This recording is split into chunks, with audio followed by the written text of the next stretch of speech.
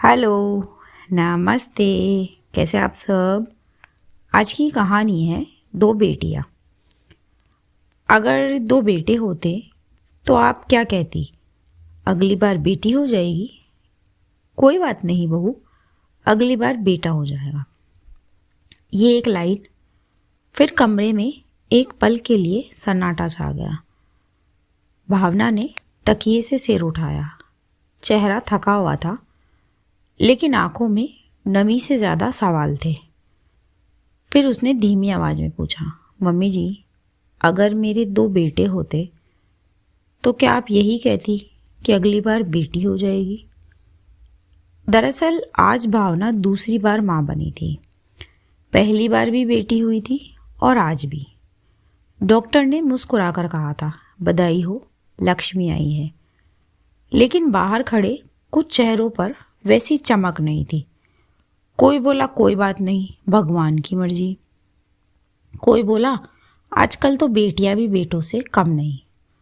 और ये भी शब्द भावना के दिल में चुभ गया। पर भावना के पति आरव ने उसकी हथेली थामी। मुझे तो मेरी दो राजकुमारियां मिल गई, और मुस्कुराकर कहा। भावना की आंखें भर आई। उसे लगा कम से कम एक इंसान तो है जो सच में खुश है। तभी दरवाज़ा खुला। भावना की सास सविता जी अंदर आई। साफ सुथरी साड़ी, सदा हुआ व्यक्तित्व, शहर के बड़े स्कूल के प्रिंसिपल। सविता जी हर साल बेटी बचाओ अभियान में भाषण देती है। लड़कियों को मंच पर खड़ा करके कहती है, तुम किसी से कम नहीं। लेकिन आज उन्होंने आते ही कहा, कोई बात नहीं बहू, अगली बार बेटा हो जाएगा। और कमरे की हवा भारी हो गई। फिर भावना ने हिम्मत जुटाई और बोली, मम्मी जी, अगर मेरे दो बेटे होते तो क्या आप कहती कि अगली बार बेटी हो जाएगी? फिर बेटियों की माँ से सांत्वना क्यों? सविता जी कुछ पल चुप रही, फिर बोली, तुम अभी भावुक हो, आराम करो। लेकिन उनके चेहरे पर हल्की असहजता थी। आरव ने भी पहली बार अपनी माँ को उस नज़र से देखा जिसमें सवाल था। कुछ दिन बाद भावना घर आ गई।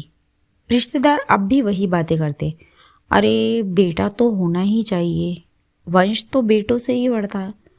भावना चुप रही थी, लेकिन अब उसकी चुप्पी कमज़ोर नहीं थी। वो सोच रही थी। उधर सविता जी के स्कूल में वार्षिकोत्सव था। एक छोटी सी बच्ची स्टेज पर आई।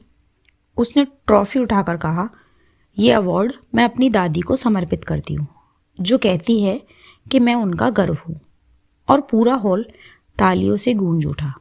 सविता जी मुस्कुराई, लेकिन अचानक भावना का सवाल उनके कानों में गूंज गया, अगर दो बेटे होते तो?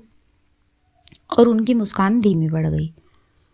घर आकर उन्होंने पहली बार अपनी दोनों पोतियों को ध्यान से देखा और धीरे से अपनी बड़ी पोती से पूछा, स्कूल में क्या पढ़ा आज?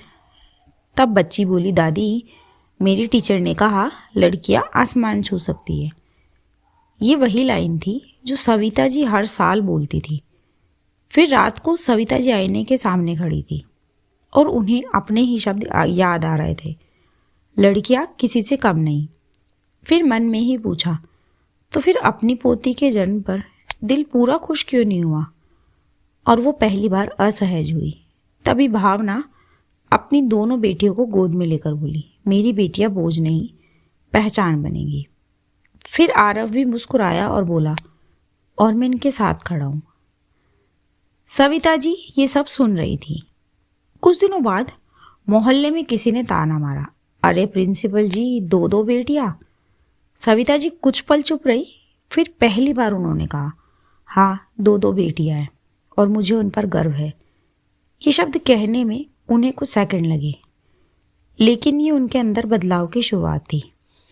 शाम को उन्होंने अपनी नवजात पोती को गोद में उठाया और धीरे से बोली, मैं अपने स्कूल में लड़कियों को बराबरी सिखाती हूँ, शायद आज घर में सीखने की बारी मेरी है। भावना ने भी उनकी तरफ देखा। कोई नाटकीय माफ़ी नहीं, कोई बड़ा संवाद नहीं, बस एक बदलाव जो धीरे धीरे जड़ पकड़ रहा था। दोस्तों, बेटियां बोझ नहीं होती, बोझ होती है वो सोच जो आज भी फ़र्क करती है। अगर आपके घर में भी ऐसी सोच है तो बदलाव की शुरुआत आपसे हो सकती है। अगर आप भी मानते हैं कि बेटियां किसी से कम नहीं तो इस वीडियो को लाइक करें। थैंक यू सो मच दोस्तों। Thanks for watching.